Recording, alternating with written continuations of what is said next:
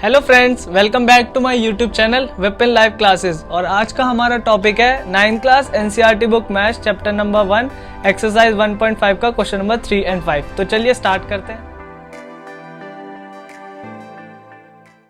तो चलिए friends start करते हैं क्वेश्चन नंबर 3। हमें क्वेश्चन नंबर 3 क्या कह रहा है? Recall pi is defined as the ratio of the circumference से सी। हमें जो पाई दिया है वो सर्कमफेरेंस है, सर्कमफेरेंस हमें सी दिया है of the circle it diameter, और डायमीटर हमें से डी हमें कहना है, एंड जो पाई है वो is equal to C upon D होगा। They seems the contract that fact that pi is irrational. तो हमें बताना है कि ये फैक्ट इरेशनल है। How will resolve the construction. तो हम इसे कैसे सॉल्व करेंगे? तो इसका आप इसे समझिएगा, ये काफ़ी इजी क्वेश्चन है। Question number 3 solution. तो हम इसे कैसे सॉल्व कर सकते हैं? हमें सबसे पहले तो गिवन दिया है पाई सी अपॉन डी, और ये देख लेते हैं जो हमारा सी है वो रेशनल नंबर है, रेशनल है। अब वो क्यों है? Because this is form of P upon Q, and P upon Q form होती है वो होता है हमेशा रेशनल नंबर। एंड जो हमारा डी है वो हमारा है इरेशनल नंबर। अब वो इरेशनल क्यों है? Because they are non terminating and non-recurring, so they are irrational। अब हम इसे कैसे सेंस से कर सकते हैं? हम इसे लिख सकते हैं but if we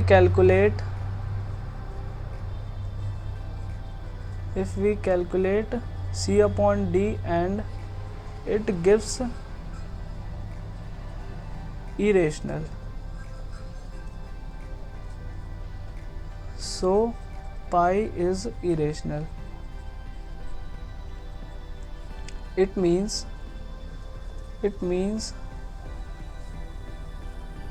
either C और D और both दोनों ही क्या है? इरेशनल।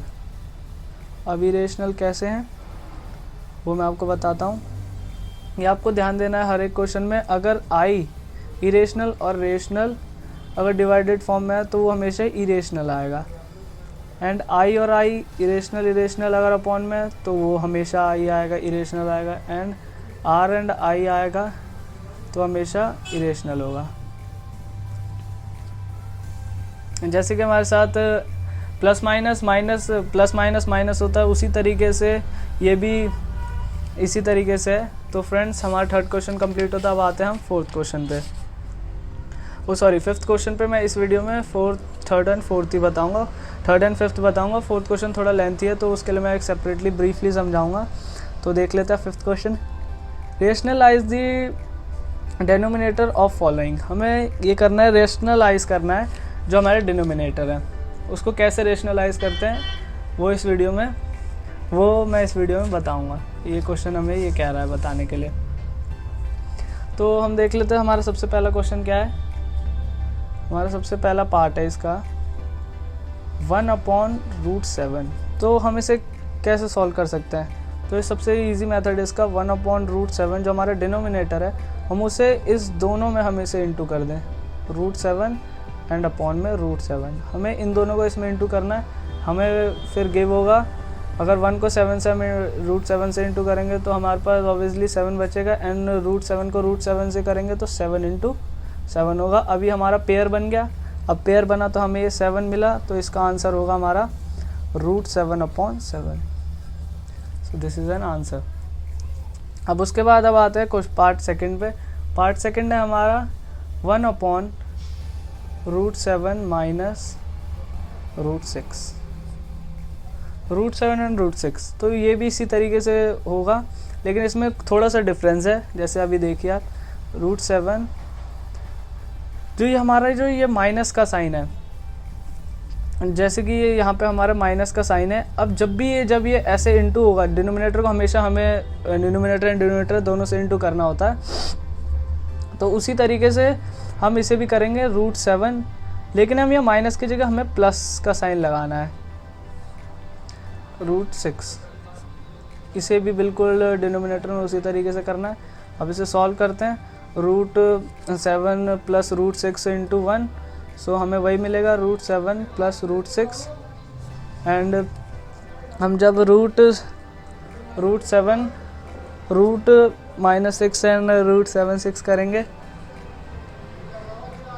तो हमें क्या मिलेगा 7 - 6। तो उसके बाद हम फिर से इसे प्रॉपर वे में लिख लेते हैं। 7/6 अपॉन में 1, बिकॉज 7 - 6 = 1। तो हमारा इसका आंसर होगा, वैसे हम इस तरीके से भी लिख सकते हैं √7/6 अपॉन में 1, वैसे नहीं लेकिन हमेशा वो हम लिख देते हैं। तो उसके बाद अब आते हैं हम कुछ पार्ट थर्ड पे। अब पार्ट थर्ड हमसे क्या कह रहा है, 1/√5 प्लस √2। तो अब इसे भी बिल सेम एज वैसे ही हमें करना है। ये माइनस में था, ये प्लस में था, तो बस आपको यही ध्यान देना है बस इस क्वेश्चन में कि √5 एंड -√2, माइनस का यहाँ पे हमारा साइन लग गया, जैसे कि वहाँ प्लस था, अब यहाँ पे माइनस का साइन। अब उसके बाद अब आते हैं नीचे। उसके बाद अब इसे सॉल्व करते हैं। √5 - √2 बिकॉज 1 इंटू √5 एंड -√2। अब उसके बाद हमारे पास बचेगा 5 एंड 5 - 2 इज इक्वल टू, यहाँ पे हमें बचा √5 - √2 एंड अपॉन में 3। तो हमारा इसी तरीके से पार्ट थर्ड भी कंप्लीट होता है। अब आते हैं लास्ट पार्ट, फोर्थ पार्ट पे। 1/√7 - 2। अब देखिए इसमें रूट नहीं है, आपको ये वाला क्वेश्चन भी ध्यान देने जैसी चीज़ है, यहाँ पे रूट नहीं है। तो अब इसे कैसे लिखेंगे हम, √7 + 2, √7 + 2। अब इसे कैसे हम इंटू करेंगे, हम कुछ इस तरीके से करेंगे, जैसे √7 हमारे पास तो आएगा इंटू 1 करने पे, लेकिन 2 को भी हम 1 से इंटू करेंगे तो हमारे पास 2 ही बचेगा। एंड उसके बाद फिर अपॉन में आते हैं। एंड ये वाला देखने वाला है कि रूट, फिर यहाँ पे रूट नहीं है, लेकिन हमें इसमें वो वाला फॉर्मूला यूज़ करना है, a - b and a + b and a + b। सो इसका फॉर्मूला होता है ab का स्क्वायर। तो वैसे ही हम √7 को स्क्वायर प्लस 2 का square is equal to √7 + 2 and √7 का स्क्वायर 7 एंड 2 का स्क्वायर 4 प्लस